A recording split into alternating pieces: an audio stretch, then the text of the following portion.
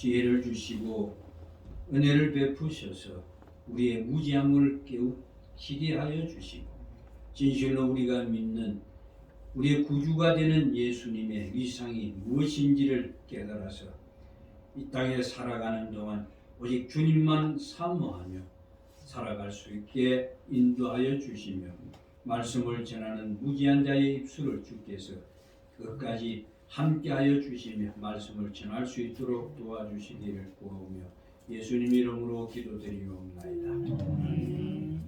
제목을 예수님의 위상이라고 그랬습니다.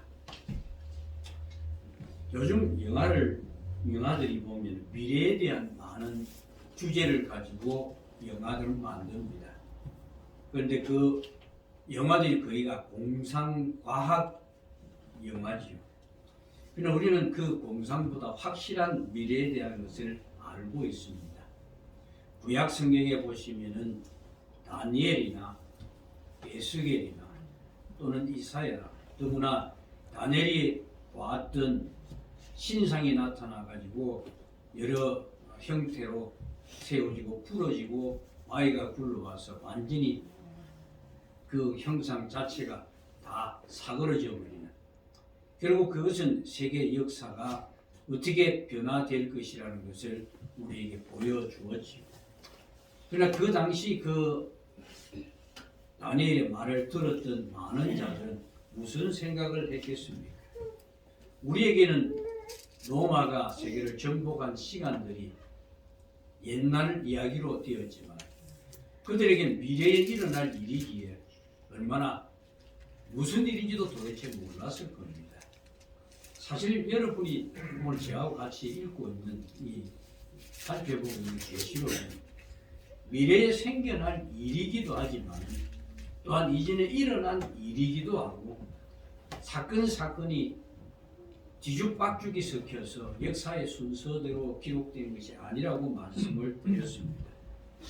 그리고 이 계시록에 읽어야 할 독자들은 이 당시에 초대 성도들로서 고난 가운데 있는 자들입니다.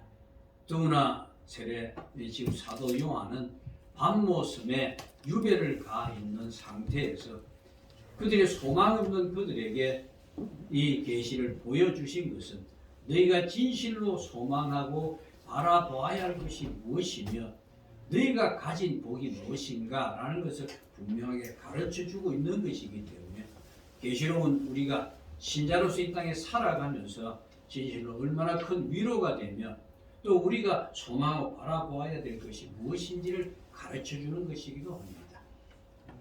여러분, 신자란 도대체 누구라고 생각하십니까? 신자란 그저 신자가 아닙니다.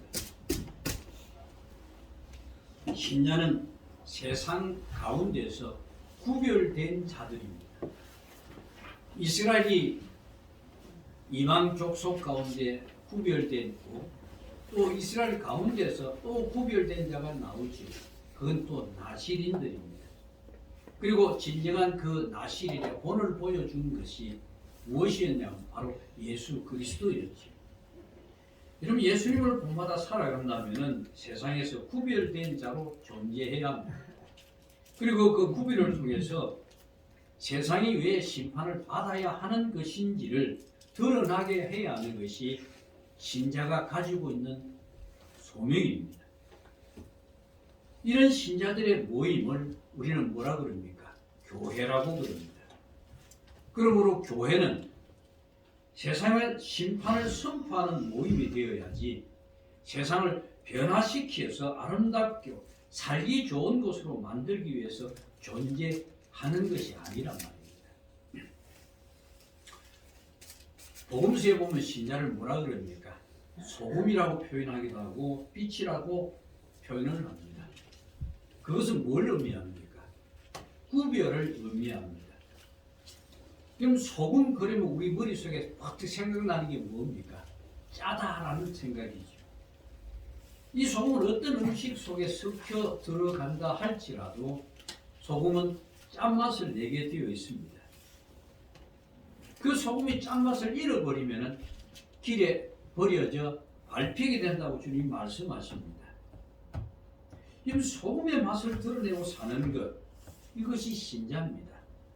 그 속에 들어가서 맛을 변화시키라는 것이 아니고 어떤 곳에 들어가도 소금은 소금으로서 맛을 내는 구별이라는 말입니다.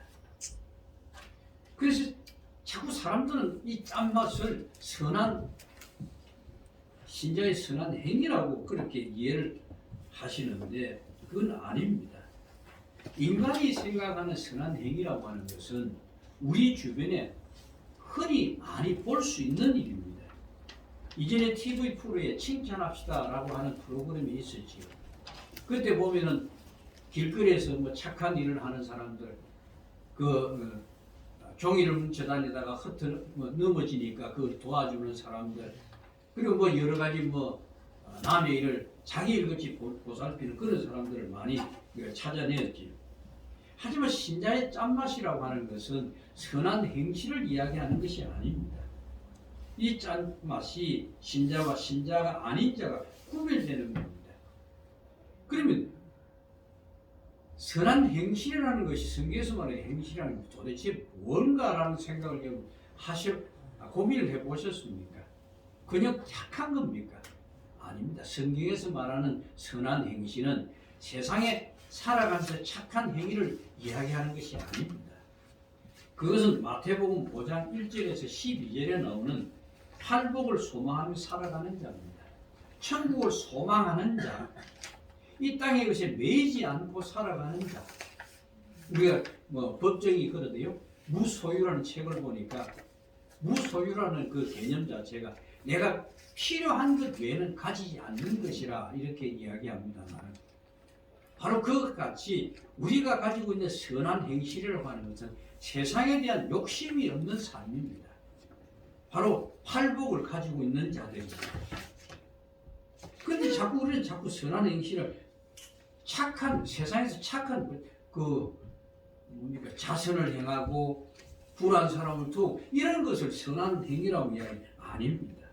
완전히 구별된 세상에 그들과 다른 삶으로 그들의 가운데 같이 살아야 하는 겁니다. 세상의 빛이란 말씀도 마찬가지입니다. 세상의 빛이라고 하는 것은 어둠을 몰아내고 세상을 빛으로 만들라는 주님의 명령이 아닙니다. 아시다시피 요한복음 3장 19절에 보시면은 그 정죄는 이것이니 죄를 정죄하는 것부터 먼저 말씀하고 곧 빛이 세상에 왔을 때 사람들이 자기 행위가 악함으로 빛보다 어둠을 더 사랑하는 것이니라. 그러니까 세상은 빛보다 어둠을 더 사랑하는 존재라는 겁니다. 그렇다고 한다면은 어둠이 세상에서 빛을 드러냈을 때 어둠이 어떻게 반응할까요? 바로 뒤에 20절에 이렇게 따라 나옵니다. 악을 행하는 자마다 빛을 미워한다라고 합니다. 그래서 요한복음 15장 18절 19절에 보시면은 세상이 너희를 미워하면 너희보다 먼저 나를 미워한 줄을 알라. 너희가 세상에 속하였으면 세상이 자기의 것을 사랑할 터이나 너희는 세상에 속한 자가 아니고 도리어 세상에서 나의 택함을 입은 자인 고로 세상이 너희를 미워하느니라.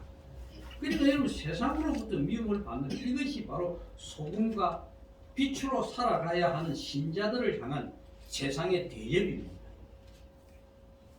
예수님의 말씀 어디에도 선한 행동으로 세상으로부터 존경을 받거나 나를 칭찬하거나 교회 이름을 더 높이라는 그런 말씀은 없습니다. 예수님은 신자라면 세상으로부터 미움을 받을 수밖에 없다고 말씀합니다. 그런데도 사람들은 뭔가 세상에 교회가 빛으로 뭔가 드러내 그 빛이라는 것이 그 사람들이 말하는 빛과는 전혀 다른 빛이란 말입니다.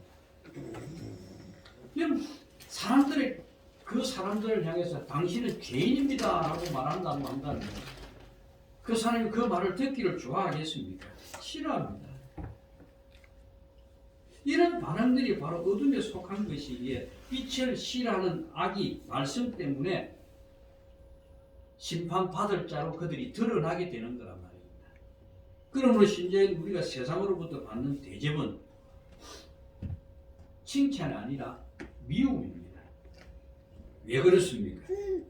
세상 사람들이 듣기 싫어하는 말을 해야 하기 때문에 그렇습니다. 그래서 참된 그리스도의 백성이 아닌 자는 이 길을 거부할 수밖에 없습니다.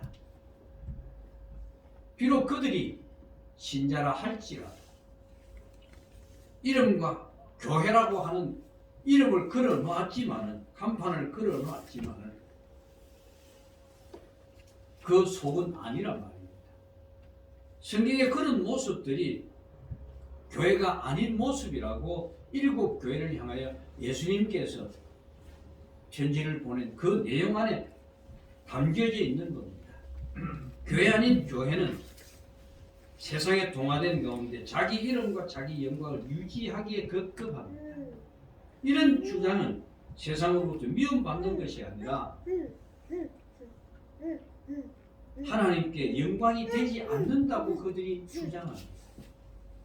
바로 이런 모습은 하늘을 보지 않고 세상을 보고 살아가기 때문에 사실을 그들은 모릅니다. 신자는 하늘을 본 자고 하늘을 소망을 하고 살아가는 자들입니다. 이미 영광된 것을 본 자이기 때문에 세상에 가장 좋은 것까지도 부럽지 않습니다.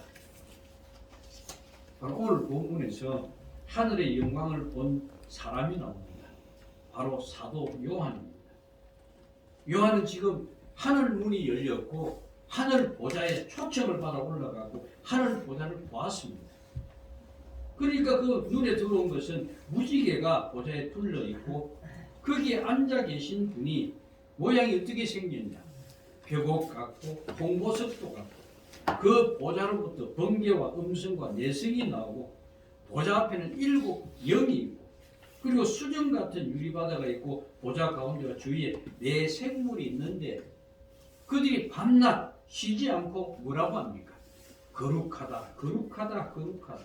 주 하나님 곧 전능하시니 전에도 계셨고 이제도 계셨고 장차 오실 자라는 찬송하는 소리와 함께 영광과 존귀와 감사를 지금 돌리고 있습니다. 이 모습이 지금 사도 요한이 목격한 하늘 보좌의 모습입니다. 우리는 이것을 다만 요한을 통해서 듣고 있는 것이 아닙니다. 우리가 장차 죽어서 갈 천국에 이런 보좌가 있다는 것을 보여주는 것이 아니란 말입니다. 그냥 우리 구경꾼이 아니고 지금 사도 요한을 통해서 이 사실을 우리가 함께 보고 있다는 사실입니다. 그래서 요한이 본 하늘 보좌에 대한 말씀을 지금 우리의 현실로 보아야 하는데 우리는 이건 단지 이야기와 흘러가는 것으로 들어버리고 말아버립니다. 아, 요한이 그랬다고 하더라. 여러분, 성경에 기록된 계시의 모든 말씀들은 누구에게 주시는 겁니까? 신자인 우리에게 주시는 말씀입니다. 다니엘이 한 이야기도 그대로 예언을 이루어졌고 성경에 기록된 모든 것은 앞으로 이루어질 일들입니다. 그럼 우리가 보지는 못하지만 우리 그걸 뭐라 그럽니까? 믿음으로 받아들입니다. 믿음으로 받아들인다는 것은 그걸 본다는 것과 마찬가지입니다. 그래서 요한이 본 것은 바로 우리가 보는 겁니다. 성경은 항상 남의 이야기를 보는 것이 아니고 지금 내 이야기로 여러분 보셔야 합니다. 그럴 때 비로소 그것이 내 것이 되고 내가 신자로서 구원받은 것이 감격이 살아나고 감사가 고백되어지는 겁니다. 오늘 우리 이걸 남의 이야기로 듣고 내 것으로 생각하지 않기 때문에 내가 받은 것이 얼마나 놀라운 것이고 축복인지를 실감을 못하는 겁니다. 그러면 오늘 이 본문에 요한이 본 것은 요한이 본 것으로 그치는 것이 아니고 우리가 그와 함께 본 것이다 이렇게 이해를 하셔야 합니다. 여러분 계시록 에스겔 1장에도 보시면은 에스겔 선지자가 요한을 본 것과 같은 하늘 보좌를 봅니다. 그러나 요한이 본 것보다 더 상세하게 하나님의 영광을 목격한 내용이 기록되어 있습니다. 또 이사야 선지자도 성전에서 하나님의 영광을 목격했습니다. 이미 구약에 나오는 여러 선지자들도 하늘의 영광을 목격했다면은 오늘 본문의 내용들이 우리가 죽어서 가는, 그래서 천국 가서 볼 수 있는 것, 그게 아니란 말입니다. 지금 사도 요한은 밤모습에 유배되었다고 말씀드렸지 않습니까? 소망이 없단 말입니다. 이제 그는 거기서 어떻게 죽을지는 모르겠습니다만은 지금 그에게 소망이 뭡니까? 하늘 문을 열어서 너희가 나중에 너희를 맞아들일 천국은 이런 곳이다라고 하는 것을 보여주고 있는 것 아닙니까? 그럼 이것은 우리에게도 동일하게 주시는 말씀 아니냐고. 우리가 이런 영광을 이렇게 보여주는데도 그걸 보지 못하고 있기 때문에 세상에 매여서 화둥거리는 겁니다. 만약 여러분이 실제로 이 장면을 목격했다면 어떻게 살아가시겠습니까? 아마 이런 것을 목격했다면 어떤 사람들은 참 자신을 증명하려고 대단히 자랑하고 영웅시하는 그런 사람들이 있을 것입니다만, 여러분 정말 성도라고 한다면 이 장면 앞에서 이사야가 죽은 자 같이 엎드려졌듯이 엎드려질 수밖에 없을 겁니다. 그리고 고백이 뭐라고 나오겠습니까? 이 내 생물들처럼 거룩하다, 거룩하다. 그 거룩하심을 찬양할 겁니다. 그 영광을 미리 본 신자라면 어떻게 살아가면 되겠습니까? 이거 우리는 요한처럼 세상 하늘에 가서 목격하지 못했는데 어떻게 그렇게 살아갈 수 있습니까? 여러분 그런 암문을 하신다면 여러분 아직도 성경의 말씀들을 믿음으로 받지 못하고 있다는 겁니다. 사도 요한이 본 것을 기록해 놓았고 우리는 그 기록한 것을 통해서 요한이 본 것을 보고 있는 겁니다. 요한이 본 것을 우리가 그를 통해서 미리 보고 있다는 겁니다. 이 얼마나 놀라운 일입니까? 그런데 자꾸 계시록을 이런 내 짐승이 나오고 그것이 사자머리가 하고 자꾸 이상한 쪽으로 이해를 하려고 하는 거예요. 우리가 실제 눈으로 본 것은 아니지만 성경을 통해서 요한처럼 하늘에 올라간 자로 하늘에 앉은 자로 이 땅에 세워놓은 자들입니다. 신자님이 하늘 보좌 앞에서 살아가는 존재들이라는 사실을 여러분 아셔야 합니다. 그러므로 신자는 참으로 귀하고 정말 영광스러운 존재일 수밖에 없습니다. 그런데 신자 본인들은 자신이 그렇게 영광스러운 자가 된 것도 모르고 자신이 받은 것이 얼마나 놀라운 세상 어떤 것과도 바꿀 수 없는 감격스러운 것이라는 이걸 모르니까 감사를 모르는 겁니다. 오직 해야 감사라는 것이 남과 비교해서 이렇게 해서 감사하고 저렇게 아닙니다. 나에게는 아픔이 있고 남이 어떤 고난이 있다고 할지라도 그것까지도 감사할 수밖에 없는 것은 그 모든 것이 나를 천국의 산을 자로 만들어 가시기 위해서 주시는 방편이기 때문에 그렇단 말입니다. 그러니까 그것까지도 감사할 수밖에 없는 겁니다. 이걸 모르면요 얼마나 가난한 자가 되는 겁니다. 신자는 땅에 살지만은 이미 하늘에 앉아 있는 존재임에도 불구하고 세상 것에 매여서 허덕거리는 것. 얼마나 참 가난합니까? 저는 그런 분들을 보고 참 가난한 신자다 그럽니다. 원래 인간이라는 존재는 어둠에 속한 자들 아닙니까? 멸망을 받아야 할 존재들 아닙니까?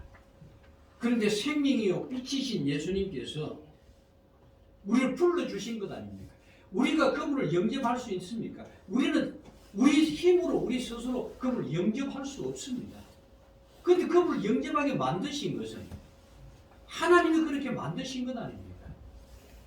처음부터 끝까지 우리에게는 아무런 공로가 없습니다. 어떤 천주교에 그런 이야기합니다. 구원은 하나님 해주시지만 우리가 협조를 해야 된답니다. 선한 행위로. 아니요. 처음부터 우리의 구원은 하나님의 우리 이야기하면 그분 고집으로만 시작한 겁니다. 그래서 사도 바울이 뭐라 그럽니까? 창세전에 우리를 택하사 창조전에 우리를 먼저 택했다고 하신단 말입니다. 그게 얼마나 귀한 존재입니까? 그런데 우리는 이걸 예사로이 생각합니다. 디모데후서 1장 9절에 보시면은 하나님이 우리를 구원하사 거룩하신 부르심으로 부르심은 우리의 행위대로 하심이 아니요 오직 자기 뜻과 영원한 때 전부터 그리스도 예수 안에서 우리에게 주신 은혜대로 하십니다. 그게 무슨 말씀입니까? 하나님의 뜻과 영원전부터 은혜대로 부르심을 입었기 때문에 예수를 나의 구세주로 고백할 수 있도록 만들었다는 것 아닙니까? 그래서 여러분 사도 바울은 자신이 부르심을 입었다는 것이 너무나 감사하고 감격을 해서 교회 편지를 쓸 때마다 하나님의 부르심을 입은 자다라고 하는 것을 강조하는 것 아닙니까? 바울은 부르심을 입은 것을 멸망의 자리에서 건져주신 은혜임을 너무나 잘 알고 있습니다. 왜냐하면 자기가 예수 믿는 자를 잡아 죽이려고 쫓아다녔기 때문에. 그는 그가 예수를 만나고 죄가 뭔지를 깨닫고 나니까 도무지 고개를 들 수 없는 자가 되어버린 것 아닙니까? 만약에 그가 그런 사실을 몰랐다고 한다면 그런 삶을 살 수 있겠습니까? 모두 다를 바가 없습니다. 우리도 내가 어떤 자리에서 구원을 받았는가라는 것을 생각을 해보시면은 모두 사도 바울같이 않더라 할지라도 적어도 세상에 매여서 바둥거리지는 않을 겁니다. 신자 그러면 단지 교회 출석하고 우째 좀 잘나서 목사가 되면 자기가 뭐 대단히 특별한 줄로 착각을 하고 그런 착각이 뭐라 그럽니까? 하나님이 목사를 사랑하겠습니까? 성도를 사랑하겠습니까? 얇은 이상한 소리를 비하자. 우리를 하나님의 사랑으로 부르셨고 장로로 목사로 집사로 세워주신 것 얼마나 복된 일입니까? 하나님의 거룩한 일에 동참할 수 있도록 불러주십니다. 여러분 멸망받을 세상에서 건짐을 받았는 이 사실이 얼마나 놀라운 축복입니까? 그래서 예수님의 희생을 그렇게 깊게 생각을 안 하기 때문에 그게 축복인지를 모르는 겁니다. 이분은 그러죠. 하나님께서 아들을 우리를 위해서 보내 희생하셨다. 예수님이 우리를 위해서 십자가 지셨다. 죽으셨다. 실제 우리 삶에 감사하는 마음이 있습니까? 그런 이유가 도대체 뭐라고 생각하십니까? 다른 것 아닙니다. 내 자신이 예수를 찌른 자임을 모르기 때문에 그렇습니다. 로마 병정이 찔렀다 하니 내가 찔렀다고 하지 말아요. 여러분 우리 그러세요? 이거 많이 들어보셨을 겁니다. 할머니가 예수 믿는다고 이제 세례를 받게 됐습니다. 그래서 목사가 묻습니다. 할머니, 예수님이 할머니 때문에 죽으신 거 믿습니까? 하니까 그 할머니가 그럽니다. 아니라 해. 우리 며느리 때문에 죽었다 하던데 우리 로마 병정이 찌른 그런 사건을 그렇게 생각을 합니다. 여러분 말씀을 깨닫게 되고 내 죄를 알게 되면은 바로 내가 가지고 있는 사고, 내가 가지고 있는 생각들, 내 가치관들 이런 것들이 바로 예수를 찌른 것이라는 것을 깨닫게 되어야 합니다. 이렇게 깨닫게 될 때야 비로소 통회하는 심령으로 예수님 앞에 나아갈 수 있는 겁니다. 이런 깨달음이 있을 때 자신이 신자로 부름을 받았다는 것이 얼마나 놀라운 세상과 무엇과도 바꿀 수 없는 축복이요 영광인 것을 알게 된단 말입니다.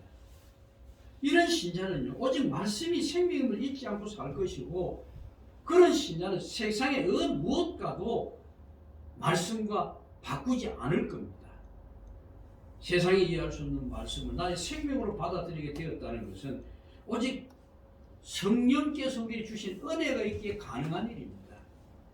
여러분 일곱 교회를 쓴 교회 쓴 편지를 보시면은 공통적으로 등장하는 말이 뭔지 아십니까? 귀 있는 자는 성령이 교회들에게 하시는 말씀을 들을지어다 라고 말합니다. 이것은 예수님의 말씀은 귀 있는 자만 들을 수 있다는 것은 오직 성령이 함께하는 자들만 들을 수 있다는 그런 이야기입니다. 그러므로 예수님의 말씀을 들을 수 있게 되었다는 것은 여러분은 이미 하늘의 사람이 되었다는 것 아닙니까? 비록 세상에 지금 살고 계시지만은 지금 성경 우리에게 너희가 하늘의 사람이 되기 위해서 힘쓰라는 것도 아니고 하늘의 사람이 되기 위해서 여러분에게 무엇을 하라고 요구하는 것도 없습니다. 단지 성령에서 하늘의 사람이 되었다면 그 하늘에 속한 사람답게 살라는 겁니다. 만약 하늘 보좌를 본 사도 요한이 세상에 다시 와서 우리와 함께 산다면 우리에게 무슨 말을 하겠습니까? 한번 상상해 보십시오. 그리고 요한이 살아갈 것으로 생각되는 그 삶이 바로 오늘 우리가 살아야 하는 것이라는 것을 생각을 한번 해보시기 바랍니다. 이래야 생각해 보십시오. 지금 요한이 우리 다시 이 땅에 왔습니다. 그걸 보고 각 교회들이 사도 요한을 지금 불러가 교회 간증자를 지금 세웠습니다. 그 간증자로서 그 사도 요한이 뭐라고 이야기하겠습니까? 교회 부흥을 외치고 선교를 외치고 남북 통일을 외치겠습니까? 아닙니다. 낫이 바로 나무 뿌리에 놓여 있는 그 상황을 이야기할 겁니다. 바로 그 모습이 바로 우리가 살아야 할 삶의 모습입니다. 사도 요한은 예수님의 위상을 지금 보고 있는 겁니다. 십자가 지신 분이 아니라 하늘 보좌에 앉으셔가지고 심판의 주로 계시는 지금 그분을 지금 보고 계시는 겁니다. 그런데 이 예수님이 지금 계시록에만 이렇게 계시는 것이 아닙니다. 창조 이전부터 그는 계시던 분입니다. 그리고 그때부터 그 위상은 그대로였습니다. 이걸 모른다고 한다면 우리 계시록을 본 데는 아무 소용이 없습니다. 이걸 우리가 믿지 못한다면 계시록은 우리에게 아무 소용이 없는 겁니다. 어차피 세상이 지는 자로 살아갈 뿐인데 오늘 많은 신자가 예수님을 뒷전으로 밀어놓고 세상의 메인제로 살아가는 이유도 결국 예수 그리스도의 위상을 모르기 때문에 그렇습니다. 3절을 보시면은 앉으신 이의 모양이 벽옥과 홍보석 같고 또 무지개가 있어라고 합니다. 무지개가 그 보좌를 둘러 있다고 합니다. 여러분 이 무지개는 창세기에 나오죠. 홍수로 노아 때 다 멸망을 시켜버립니다. 그리고 노아에게 무지개를 보여주면서 다시는 물로 너희를 심판하지 않겠다고 하는 언약의 정표잖아요. 그 언약의 정표가 지금 보좌에 둘려 있다는 이야기는 무슨 이야기입니까? 그 심판을 바로 그 보좌에 앉으신 분이 하신다는 그런 이야기입니다. 그 누굽니까? 예수님이란 말입니다. 무지개를 보여준 것은 심판이 면제된 것이 아닙니다. 단지 보류되고 있는 것이죠. 근데 그 무지개가 보좌에 둘러 있다는 것 아닙니까? 그러니까 모든 심판은 주님의 손에 달려 있는 겁니다. 결국 이 말은 뭡니까? 예수를 믿지 않는 자는 다 심판을 받게 된다는 이야기입니다. 이것이 하늘 보좌가 우리에게 말해주고 있는 내용입니다. 과연 이것을 눈으로 보았으니까 모르겠다고 하시겠습니까? 요한이 본 것으로 끝내시겠습니까? 아닙니다. 우리 지금 말씀을 통해서 하늘에서 일어나는 모든 일을 지금 보고 있는 겁니다. 그리고 이 하늘의 일은 땅에 연결되는 것입니다. 왜냐하면 하늘문이 열려있기 때문에 그렇습니다. 예수님이 죽으실 때 휘장이 찢어진 것은 온 세상이 지성소가 되었다는 것을 의미한다고 말씀을 드렸습니다. 이제 세상은 어린 양의 피를 의지하지 않는 모든 것은 심판을 받게 되었습니다. 반면에 신자는 어린 양의 피를 의지하고 사는 것이 곧 거룩이고 하나님을 영화롭게 한다는 것을 깨달은 자들입니다. 그래서 보좌 주위에 내 세물이 하는 일이 뭡니까? 거룩하다, 거룩하다. 그러면서 하나님을 찬양하는 것. 이것이 하늘 보좌에서 일어나고 있다면 우리 또한 그들과 함께 하나님을 찬양해야 하는 겁니다. 그리고 오전에 보시면 보좌에서 번개와 음성과 내성이 난다고 하는데 이것은 보좌에 나오는 말씀의 위력을 말씀합니다. 하나님은 말씀으로 세상을 창조하셨죠. 그 창조하신 그 말씀이 드러날 때 이렇게 심판할 때 번개와 음성과 내성같이 그렇게 드러난다는 것 아닙니까? 그리고 보좌 앞에 7 등불이 켜어 있는데 이것은 7 영이라고 합니다. 성령이시죠. 근데 성령 7개의 영이 아닙니다. 한 뼈대 안에서 7개로 나누어지니까 그 온전하신 분이 세상 모든 것을 다 밝혀보고 계신다는 그런 뜻이란 말입니다. 따라서 그 성령은 하나님의 영으로서 오직 하나님의 뜻을 세상에 드러냄으로써 무엇이 어둠인 것을 완전히 밝혀 주신다는 이야기입니다. 이것이 사도 요한이 본 하늘 보좌의 모습입니다. 4장 1절은 뭐라고 그러는 거예요? 내가 보니 하늘에 열린 문이 있는데 내가 들은 바 처음에 내게 말하는 나팔 소리 같은 그 음성이 이리로 올라오라. 이후에 마땅히 일어날 일들을 내가 네게 보이리라. 무슨 일을 보인다고요? 앞으로 세상에서 일어날 일을 내게 보여준다라고 말하고 있다. 그러면 지금 사도 요한이 보고 기록한 이것은 우리는 사도 요한을 통해서 보고 있단 말이에요. 그래서 신자인 우리가 이 보고 있는 이것을 그림으로 흘려버리지 마시란 말입니다. 요한이 지금 심판을 보고 있다고 그러면 우리도 심판을 보고 있는 거란 말이에요. 근데 우리는 이걸 그냥 성경에 기록된 것이니까 글로 기록된 그냥 넘겨버립니다. 아닙니다. 마지막에 관한 일입니다. 그리고 우리가 받아야 될 존귀한 자리가 무엇인지를 말씀하고 있는 겁니다. 그럼 예수를 믿지 않는 자들 왜 심판을 받는가? 그것만이 문제가 아닙니다. 심판받는 것은 받아야 되지만 구원받은 자들이 하나님으로부터 어떤 위로를 받는가 한번 보시란 말입니다. 그러니 신자가 하늘에서 일어나는 그 일을 바라보지 못하면 세상에 매여서 바둥거리고 살 수밖에 없는 겁니다. 세상에서 얻을 영광, 하늘의 영광도 아니지요. 세상에 가장 가치 있는 것이라 할지라도 그것은 아무것도 아닙니다. 부흥사들이 우스개 하는 이야기로 천국에 있는 돌 하나 던져주시면 괜찮겠는데 그 천국에 진주 다이아몬드 이런 게 깔려가 있다는 그 이야기가 아닙니다. 이 영광은요 그런 것과 비교할 수 없는 겁니다.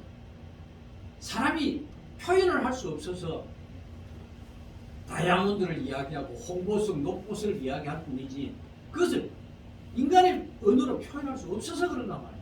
그 영광 가운데 우리는 부름을 받은 자들이란 말입니다. 여러분, 예수님의 위상이 무엇이며 그분이 우리에게 주신 말씀이 무엇인가를 오늘 이 성경을 통해서 한번 확인해 보시기 바랍니다.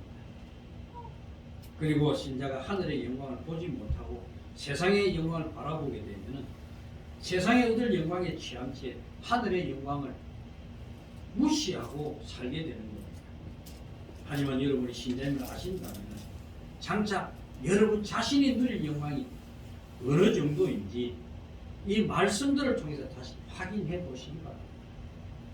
그리고 세상의 매인자로 살지 마시고 세상에 이긴 자로 살아가셔야 되는 겁니다. 하늘을 보지 못하면 세상에 매일 수밖에 없고 세상의 매인자는 세상 것을 구할 수밖에 없는 거예요. 그러나 분명히 하나님은 우리에게 주기도문을 통해서 말씀해 주신 것은 하늘의 뜻이 이루어진 것 같이 땅에서 이루어지기를 구하라고 했습니다. 그리고 내가 필요한 것은 하나님의 약속을 구하는 것이지 세상에 필요한 것을 구하는 것이 아니란 말입니다. 설사 세상에 하나님의 말씀을 알아주지 않는다고 할지라도 절대로 기죽지 마시고 하늘의 영광을 이미 누리는 자로 당당하게 살아가시기를 부탁드립니다. 그리고 예수 그리스도 안에서 은혜 받은 영광이 무엇인지를 항상 잊지 마시고 그렇게 세상에 그 그리스도인으로서 자 빛이 되고 소금이 되는 분으로 살아가시기를 축복합니다. 기도하겠습니다. 오늘 우리는 구정을 맞아서 하나님의 말씀을 들었습니다. 진실로 우리가 세상 가운데 얼마나 존귀한 자이며 또 우리가 어떻게 살아야 할 것인지를 말씀해 주셔서 이제 이 말씀을 잊지 않고 그리스도인으로서 마지막을 준비하는 자로 살아가기에 부족함이 없도록 우리를 강건하게 세워주시기를 간절히 구하오며 예수님 이름으로 기도드리옵나이다.